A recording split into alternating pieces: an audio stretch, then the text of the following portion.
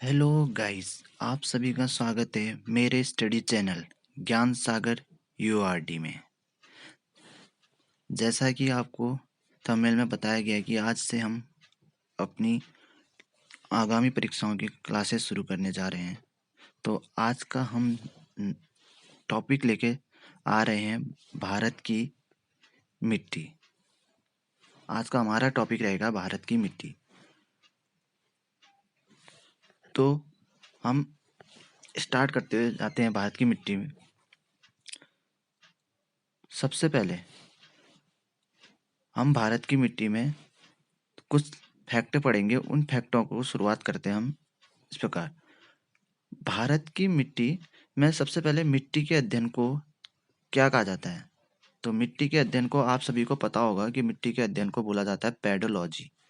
Clear? Okay. फिर आगे देखते हैं जो जो फैक्ट बनते हैं। इससे पहले इस भारत की मिट्टी को हमने कितने भागों में बांटा है? 8 भागों में विभक्ति किया गया है। साथ ही साथ इसके कुछ फैक्ट पूछे जाते हैं जो एकदम कुछ एग्जाम में पूछे जाते हैं। उनमें है भारतीय कृषि अनुसंधान परिषद की स्थापना कब हुई और कहाँ इसका हेडक्वार्टर है? तो भारतीय कृषि अनुसंधान परिषद की स्थापना 1929 में, जिसका हेडक्वार्टर कहाँ देखने को मिलेगा? दिल्ली में। ठीक है। तो थोड़ा सा क्वेश्चन में सेम टू सेम बोलेगा। भारतीय कृषि अनुसंधान संस्थान बोलेगा तो वो 1905 में बिहार में हुई थी, ये भी याद रखना। ये परिषद तो बनी है 1929 दिल्ली, संस्थान बनी है 1905 में बिहार में। ठीक है, 1905 में बिहार में। थर्ड क्वेश्चन बनता है यहाँ पर को, केंद्रीय मृदा संरक्षण बोर्ड, ये इसकी स्थापना हुई थी 1953 में। ये बनाया गया था जब जो मृदा अपरदन होता है उनकी समस्याओं को रोकने के लिए केंद्रीय मृदा संरक्षण बोर्ड की स्थापना की है 1953 में। 53 इस शब्द में ही आपको ये ट्रिक्स मिलेगी कि मृदा संरक्षण, मृदा का अपरदन को रोकने के लिए बनाया गया। तो मृदा में सब चीजें होंगी जब वो 53 होगा। मृदा, कोई भी मिट्टी पूरी तरह से भरपूर होगी, मतलब 53 होगी, तो तब बनाया गया था केंद्रीय मृदा संरक्षण बोर्ड। याद रहेगा 53 आएगा तो आपको लग जाना चाहिए कि मिट्टी पूरी तरह से 53 थी, तब केंद्रीय मृदा संरक्षण बोर्ड। ये ट्रिक से याद कराने के लिए होता है।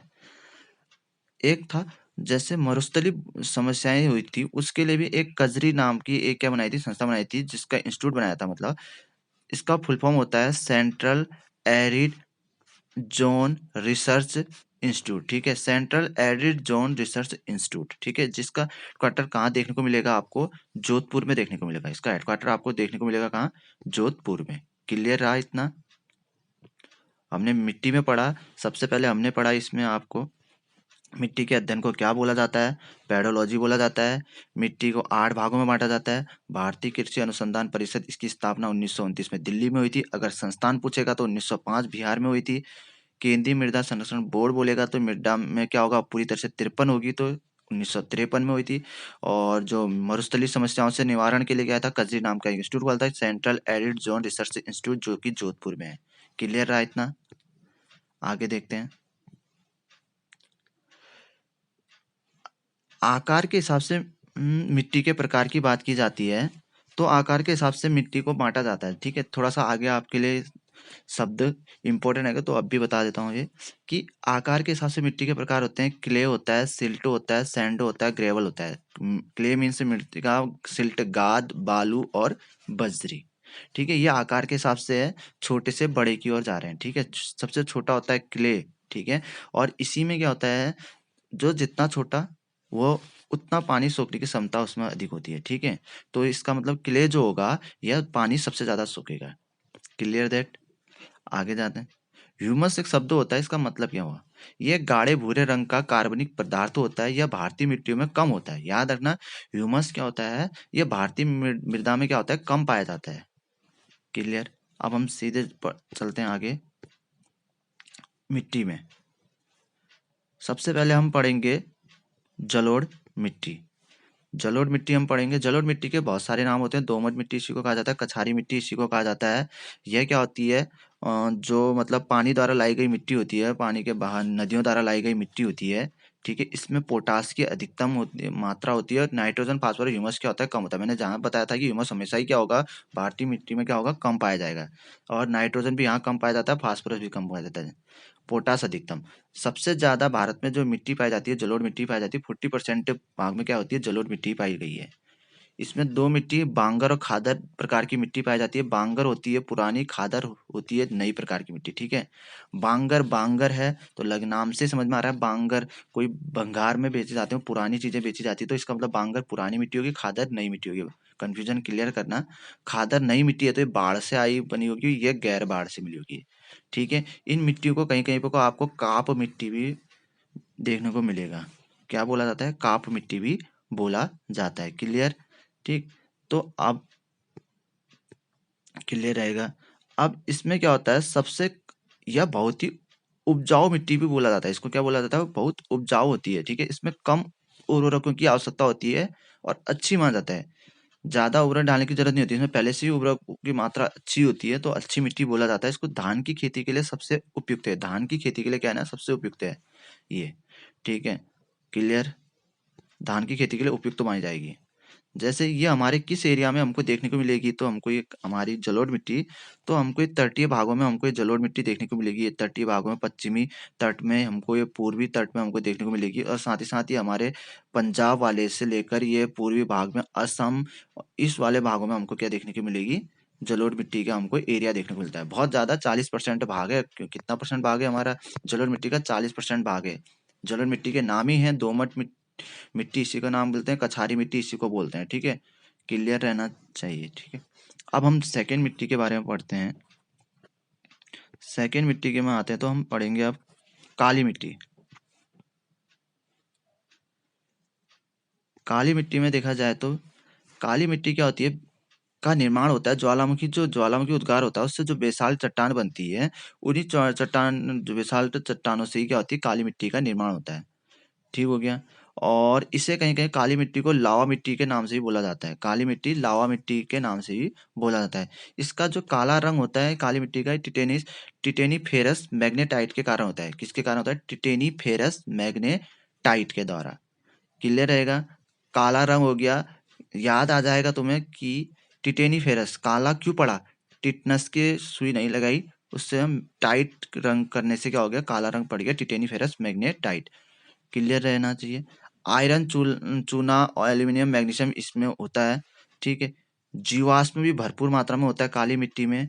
इसे रेगुर मिट्टी भी कहा जाता है। रेगुर कपास के लिए, खेती के लिए प्रसिद्ध, इंपॉर्टेंट है। रेगुर मिट्टी क्या होती है, कपास की खेती के लिए प्रसिद्ध होती है। और कपास कहाँ का उत्पादन सबसे ज्यादा कहाँ होता है, तो गुजरात में होता है। तो क्लियर रखना है, कपास का उत्पादन कहाँ होता है, गुजरात में। एक क्वेश्चन मिल गया कि कपास का उत्पादन सबसे ज्यादा कौन करता है, गुजरात करता है।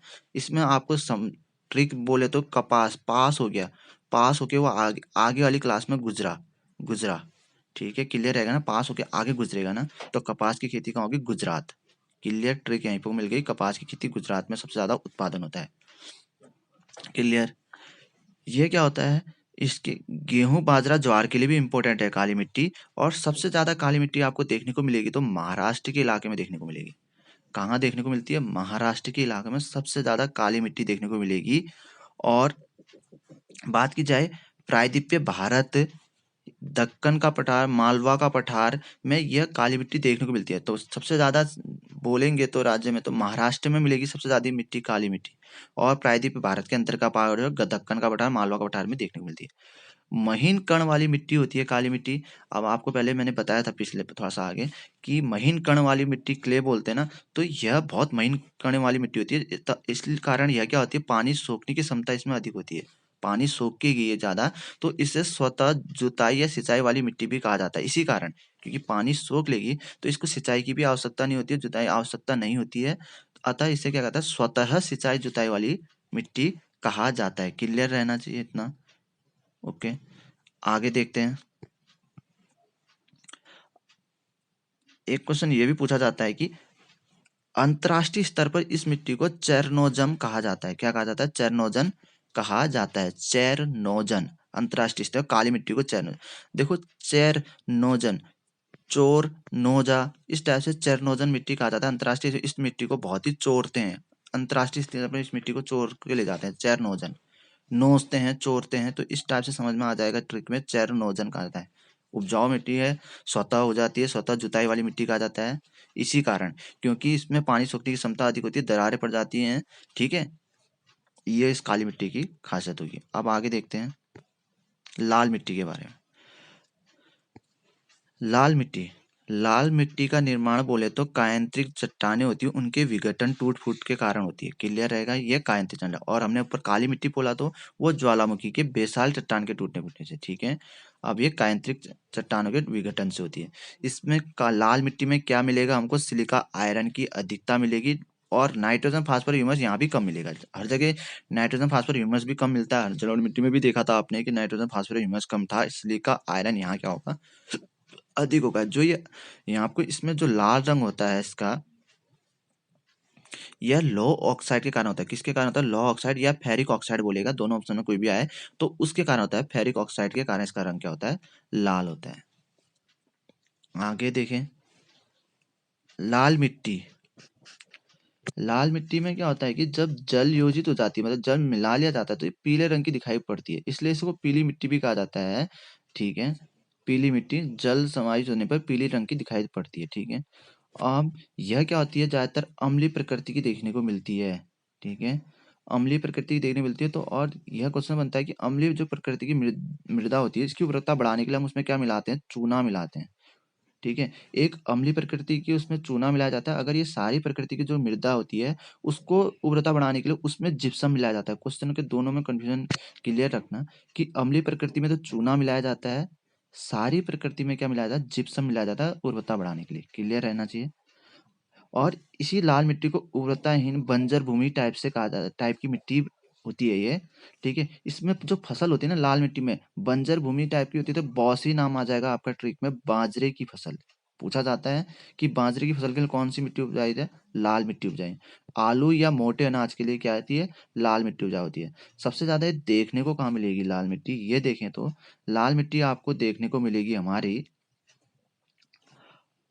आंध्र प्रदेश में सबसे ज्यादा है। क्लियर रहना चाहिए, आंध्र प्रदेश साइड में सबसे ज्यादा देखने को मिलेगी, या तमिलनाडु भाग में सबसे ज्यादा देखने को मिलेगी, ठीक है। आंध्र प्रदेश, तमिलनाडु की, या फिर उसके बाद कुछ कुछ मेघालय की जो गारो खासी जयंती का पहाड़ी है ना, वहां देखने को मिल सकती है लाल मिट्टी। मध्य प्रदेश में देखने को मिलती है, कर्नाटक में देखने को मिलती है। मतलब आपको दिखाया जाए तो मैप में इस भाग में आपको लाल मिट्टी देख को मिलेगी। दिखाते हैं, हमने बोला लाल मिट्टी आपको किस भाग में देखने को मिलेगी। काली मिट्टी का भाग हमने पहले काली मिट्टी का नहीं बताया। काली मिट्टी का भाग ये है आपका प्रायद्वीपीय भारत, ठीक है। काली मिट्टी सबसे ज्यादा यहाँ आपको महाराष्ट्र वाले भाग में आपको काली मिट्टी देखने को मिलेगी सबसे ज्यादा। क्लियर रहेगा, ये पूरा भाग काली मिट्टी का है। क्लियर। हमने बोला अभी कौन सा मिट्टी की बात करी हमने, हम बात कर रहे हैं अभी लाल मिट्टी की। तो लाल मिट्टी की हमने बात करी किस जगह में, ये तमिलनाडु का जो भाग है यहाँ पे, ये तमिलनाडु का भाग हो गया, ठीक है। कर्नाटक का भाग हो गया, कर्नाटक, तमिलनाडु, यहाँ आपको आंध्र प्रदेश, यहाँ आपको आंध्र प्रदेश हो गया। इस पार्ट्स में हमको क्या देखने को मिलती है, लाल मिट्टी देखने को मिलेगी। क्लियर। यहाँ पर को भी लाल मिट्टी देखने को मिलती है, मध्य प्रदेश में भी लाल मिट्टी देखने को मिलती है। मतलब बंजर भूमि है ना, या ना, तो यहाँ यहाँ हमको क्या देखने को मिलेगी, लाल मिट्टी देखने को मिलेगी।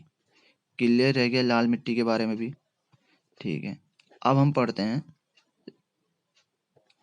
लेटेराइट मिट्टी। लेटराइट मिट्टी के बारे में देखा जाए तो लेटराइट मिट्टी क्या है, लेटराइट मिट्टी का एक नाम होता है जिसको बोला जाता है,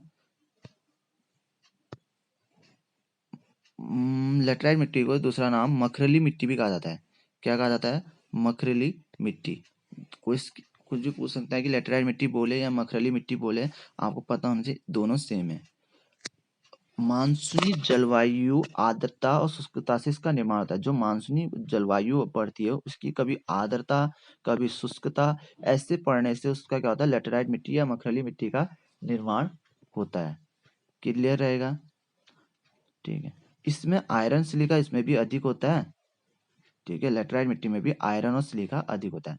लेटेराइट मिट्टी में बहुत से लेटेराइट मिट्टी के प्रकार हैं। एक होता है सफेद लेटेराइट, एक होता है गहरी लेटेराइट, एक होता है भूमिगत जलवायु लेटेराइट। कभी क्वेश्चन यह भी पूछा गया है कि जो सफेद लेटराइट होता है यह किसके कारण सफेद होता है, तो केओलिन के कारण सफेद होता है। ये याद रखना चाहिए कि जो सफेद लेटराइट है केओलिन के कारण क्या होता है, सफेद होता है। क्लियर। इस लेटराइट मिट्टी की बात की जाए तो इलायची का इसमें क्या होता है, सबसे ज्यादा उत्पादन इसी मिट्टी में इलायची सबसे ज्यादा होती है। आपको ये मिट्टी लेटराइट मिट्टी कर्क और मकर रेखा के बीच वाले भाग में देखने को मिलती है। ठीक है, भारत के बीचों बीच से होकर जाती है ना कर्क रेखा, तो उस और मकर रेखा के बीच वाले पार्ट्स में देखने को मिलेगी आपको लेटराइट मिट्टी। लेटराइट मिट्टी सबसे ज्यादा आपको देखने को मिलेगी केरल में। ठीक है, ये कर्नाटक, महाराष्ट्र, तमिलनाडु, उड़ीसा, इस जगह नीचे के साउथ वाले पोर्शन में आपको देखने को मिलेगी क्या, लेटराइट मिट्टी। साउथ के पूर्वी वाले भाग से हमको लेटराइट मिट्टी देखने को मिलेगी सबसे ज्यादा। क्लियर रहेगा। ठीक है, आगे देखते हैं। अब आता है लवणी मिट्टी। क्या आएगा, लवणी मिट्टी। लवणी मिट्टी के नाम बात करें तो इसी लवणी मिट्टी में आपको नाम ही में पता चल रहा है कि इसमें लवण नमक की मात्रा अधिक होती है।